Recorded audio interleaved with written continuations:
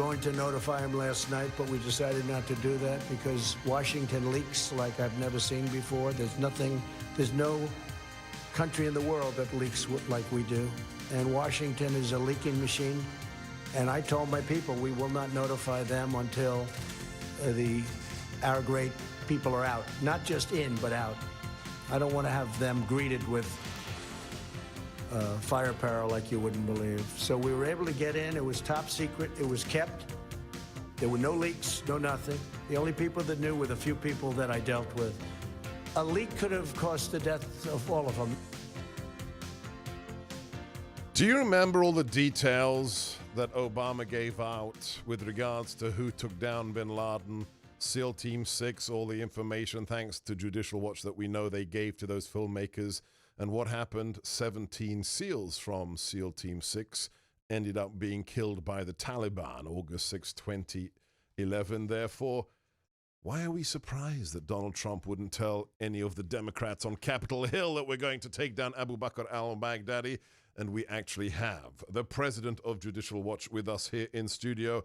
He is the author of the New York Times bestseller, Clean House. Support this organization, judicialwatch.org. Tom, how is it that even conservative media hasn't realized the enormity of what was leaked or reported last week, that the investigation by the DOJ into the initiation of the Russia collusion investigation has turned from administrative to criminal?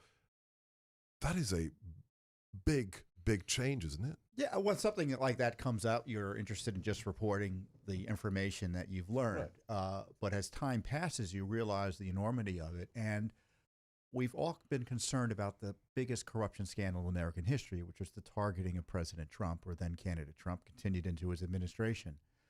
Now, we've alleged it's a scandal, right? Well, now the Justice Department, under U.S. Attorney Durham, has concluded there's information out there somewhere to suggest that crimes took place. So it's not just, oh, you shouldn't have done this. It's someone committed a crime in targeting a candidate for the president and maybe the president himself. And it could be someone in the FBI, the DOJ, CIA. We don't know where because Durham hasn't leaked. But that's the enormity of it. But this means that a grand jury can be impaneled to actually decide on charges, felony charges. Oh, sure. You can start bringing people in to testify under oath before a grand jury. They don't need a grand jury to bring people in to testify in criminal cases because you can just have FBI agents do it for witnesses who they don't think they need grand jury information from. But a grand jury allows them to force people to come in and testify who otherwise don't want to. Right. And of course, people can take the Fifth Amendment. Now, you can't draw anything conclusory legally from there, but from doing that. But as American citizens, you can look askance at it.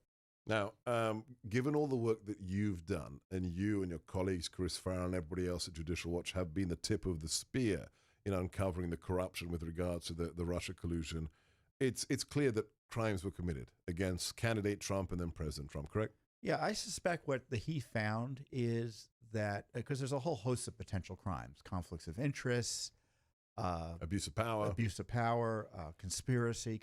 You know, whenever you have a crime, there's usually a conspiracy related to the crime.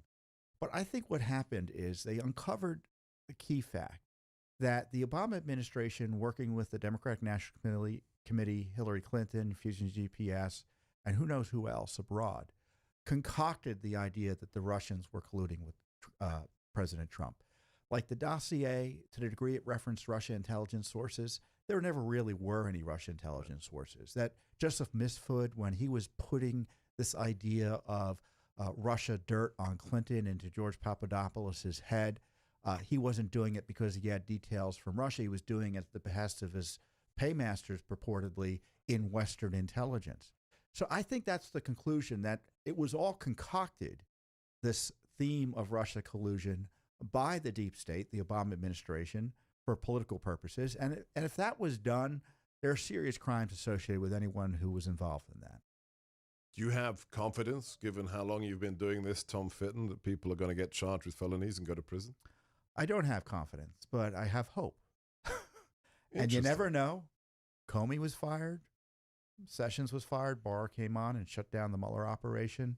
So things, if we have the right leadership at the right time, remarkable things that hasn't happened before in Washington can happen again.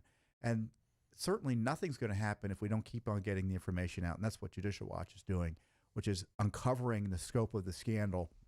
Because as far as I'm concerned, they don't need a grand jury. Just go to our FOIA archive, Right. and there's plenty of documents to put plenty of people away. Well, America owes you and your team a great deal because you have been fighting to uncover the truth and uncover the corruption that is the swamp for so many years. He's Tom Fitton, president of Judicial Watch. Support them at judicialwatch.org. I'm Sebastian Gorka, former strategist to the president, host of America First on the Salem Radio Network, broadcasting from the relieffactor.com studio.